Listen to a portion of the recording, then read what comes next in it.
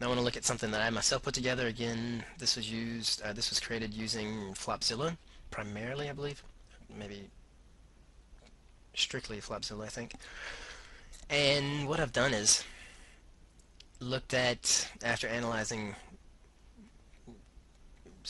yeah, so many hands over the past couple of years of play here online, I decided to go ahead and make this table because I saw that there were a couple leaks where I was making calls pre-flop and getting pushed off of hands post-flop, especially out of position. So that's one of those things where hopefully you'll be able to avoid that loss of money by watching these videos and increase the amount of hands that you play in position, highly decrease the amount of hands that you play out of position, also decrease your cold calling, especially decrease your squeeze calling, etc.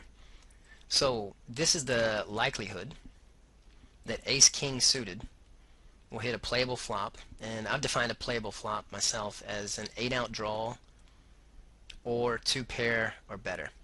So it means a playable flop here would be, of course, it's suited, so any flush draw is already 9 outs. You won't have, okay, actually here you could have an open-ended straight draw, but yeah, on the extremes you won't have an open-ended straight draw. But yeah, it's defined again, playable flop as 8 outs or better, or flopping 2-pair plus. So, also okay with the aces, then including top pair. So we've got here probability total with the top pair, and it's 50% of all flops. You'll hit either the top pair, 2-pair or better, or an 8-out plus straight draw. And that's what's meant with all this. Odds against hitting are basically 1 to 1. So your probability without the ace, without pairing that ace, is 36%, say 37%. This is a probability without top pair. So you can also, with an ace-king, of course, flop top pair with your king, right? And yeah, if you don't include top pair at all, your odds against flopping, let's just say the flush draw, or yeah, in that case would be, yeah, pretty much that, 2-pair better, etc., is basically 20% or 4 to 1 against. So as you have ace king, ace queen, maybe ace jack, ace 10, I've done this such that, you know, with the ace, especially shorthanded, you're going to be good very often. With the top pair, that could be, that's then the kicker here, the 10, the jack, or the queen, I've got in this column for you guys. So you guys have a look at that. Again, very player-specific decisions, please. And yeah, use this at your own discretion, but this should definitely help you in making calls. Let's say, for example, you got the ace-10 suited and 3 guys limp, and you raise it up as an isolation move, and you get 3-bet from a fairly aggressive player on the button. So you look at your odds that he's given you with that 3-bet, and you see if you've got it here for hitting that playable flop. And in that case, I would definitely use these numbers here without top pair, because yeah, he could have you out kicked. And yeah, I mean, if you're here without the top pair numbers, then you're definitely playing it on the safe side concerning that flop. I've got here pairing the ace with the ace at 16.5%. I believe that's correct, and if anybody has information which contradicts that, or numbers that prove that actually flopping any ace when you hold an ace-x hand is not 16.6%, say, definitely please give me a call or send me an email. Top pair as such, this is all, these numbers then come from Flopzilla. So flopping that top pair here is 22%, and when you have the ace-2, flopping the top pair, essentially, 14.5. Yeah, there's a chance that 3-2s flop, etc. Good, so playable flops with an ace-x offsuit. So this is ace-king to ace-2 offsuit, respectively, with the top pair, pairing the ace, without a top pair, and that just kind of repeats itself. As you see here, of course, yeah, open-ended straight draws, or highest here in the middle. Yeah, but again, neither here nor there, this kind of sums it all up. There's another spreadsheet that I have that very much defines exactly how these numbers came to be. That's not for this video, but this table, just pause it here. I'm with the cursor so you can pause it without the little yellow bubble. Print that out and definitely use that in your games. Down here we've got the same situation with basically your suited connectors. Max stretch again 5-4 to Jack 10. That means you can flop a straight that's above, below, and both in between. So 4-way straights from 5-4 to Jack 10. And these are all smallers, and I don't have the smaller numbers because it's pretty much something you want to let go of most of the time anyways. As you see here, probability of hitting a playable flop when suited, including top pair, is as follows. It's the odds against flopping that. Probability of flopping that without pairing, or without flopping top pair. That means if you're holding Jack 10 suited, here you're going to flop either that Jack or 10 as the top pair, and or 2 pair better or 8 out straight draw or better.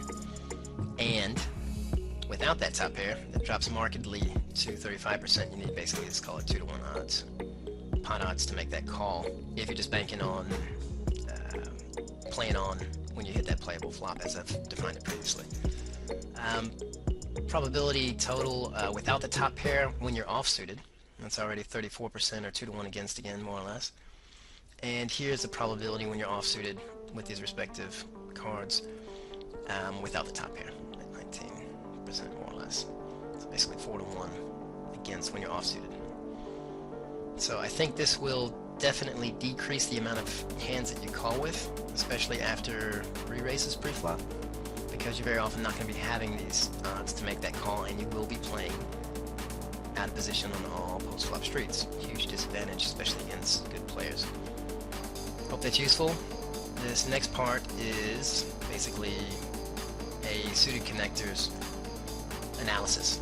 Also again here, these numbers all come from Flopzilla when you enter the respective hands, and what I've got here is very interesting for you guys, which I'll get to briefly. But when you're holding any max stretch suited connector, and these stats are based on the Jack 10 stats suited, you're going to hit a playable flop, as I've defined it here, without the top pair, hitting 8 out draws or better, or 2 pair or better.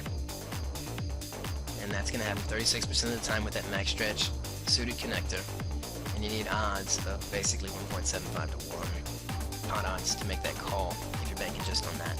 These are the respective percentages of flopping an open-ended straight draw, flopping a flush draw, as you see here, guys. Basically 11%, 8 to 1 against, flopping that flush draw with any suited hand, flush draw on a pair, flush draw on an open-ended straight draw, flush draw on a gut shot, da-da-da-da. This big flop is 17 to 1 against, and the big flop here is flopping a straight, a flush, or 2 pair better, with the respective percentages. So when you're 1 gapped, suited, and 2 gapped, 3 gapped, the percentages effectively go down. Even when you're max stretch suited, flopping that straight, flopping that flush, or flopping 2 pair better, all that kind of combined together, because of course you will play on in any of those 3 scenarios, is 17 to 1. I see a lot of guys calling way too damn often without the odds pre-flop with this kind of crap. I mean, not necessarily crap, it's a very lucrative hand, and especially big pots, say, if you do hit hard and given certain scenarios and certain opponents. But you see a lot of guys here completely missing the point with these kind of hands, especially when they're offsuited. Speaking of offsuit, this is exactly the same table when you are offsuited, with exactly the same ranks in your hole cards. Big flop in that scenario, Jack 10 offsuit, is 20 to 1, and market worse down here. And if you're just playing, let's say, against limpers, you can pretty much adhere to this, because you know you're gonna be getting, let's say there's 2 limpers in front of you, plus the blind, you already got 3.5 to 1. And that's, you can even call that 3.5 to 1 with your offsuited Jack 10 in position, guys, because you have the positional advantage, and you are getting the relatively seen odds for flopping, again, a playable flop defined as 8 outs or better, or 2 pair plus or better. And yeah, against limpers, you can pretty much look at this table against raisers, and especially 3 betters, stuff like that. I've taken basically this information and put it into a very similar table based on the likelihood that the opponent will then c-bet you on the flop. And there, you can't necessarily use these numbers. Actually, you shouldn't. It was also a leak that I had. You need to have much greater pot odds, or at least much greater implied odds, to make such calls, especially full ring. Short-handed, again, 6 max, heads up, and everything in between. That's a much more player-specific game. But I mean, especially in full ring, adhere to these numbers against limpers or really small kind of crap min raises, and multiple cold callers in that situation, where the c-bet likelihood is very, very low. And you want to get involved in these, pots like this with these kind of speculative hands, max stretch, suited connectors, or offsuit connectors sometimes, in position as often as possible. This underneath comes from actually various websites. The ones from Tony, again, this Poker Tomorrow, are right here. And that's very, very brilliant. You see here is flush, straight, and 2 pair plus odds when you're holding max stretch suited connectors. You're going to hit that by the river, basically 22% of the time, 3.6 against. And this is the respective breakdown for that when you're holding a max stretch connector, 1 gapper, etc. And this comes from, I believe, Wikipedia, or actually you're going to find these tables here at probably 15 sites today. I've combined it, condensed it such that it's functional and in two little tables here grouped together by hand type. So suited hands, probability of being dealt that, off-suited connectors, and respective probabilities for hitting certain flops. Again, here with aces, you have an ace, you don't have an ace, being dealt aces in general. You don't have an ace in your hand, the respective probabilities against 10 players, 6 and 2, that somebody does have the paired ace down. Again, let's look at this, guys. This is, like I said, against limpers, maybe relatively small open raisers, min raisers, stuff like that. You can pretty much go with these numbers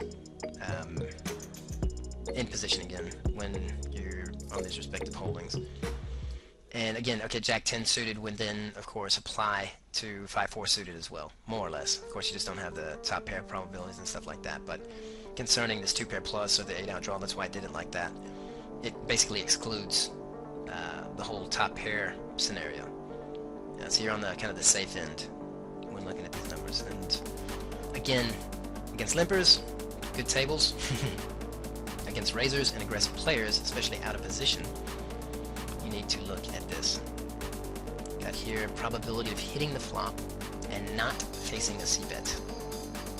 So that means if your opponent has a c-bet percentage on the flop of 60, that means he is c-betting 3 times in 5 flops.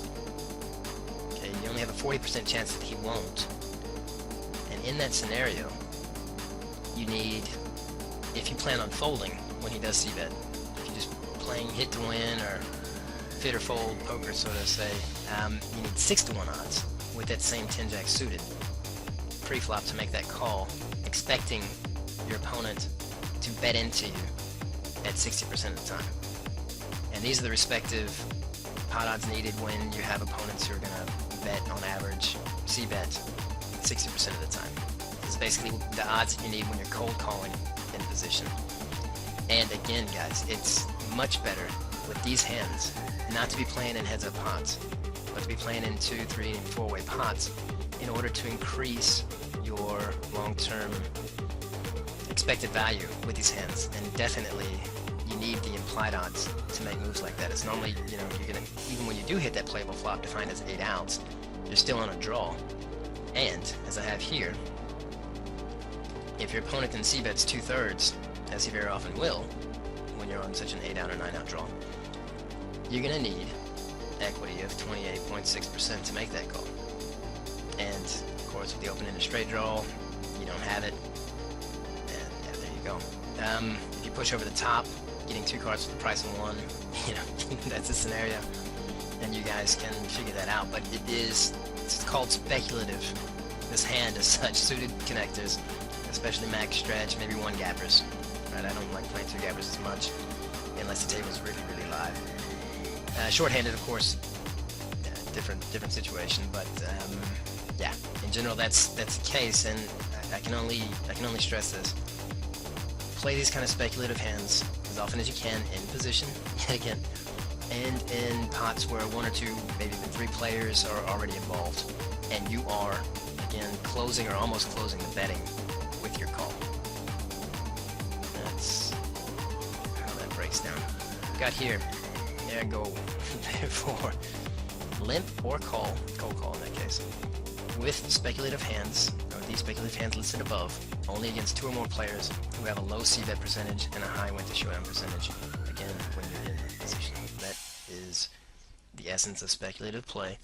If you adhere to that, and take these numbers into consideration when you are cold calling, better case, over cold calling.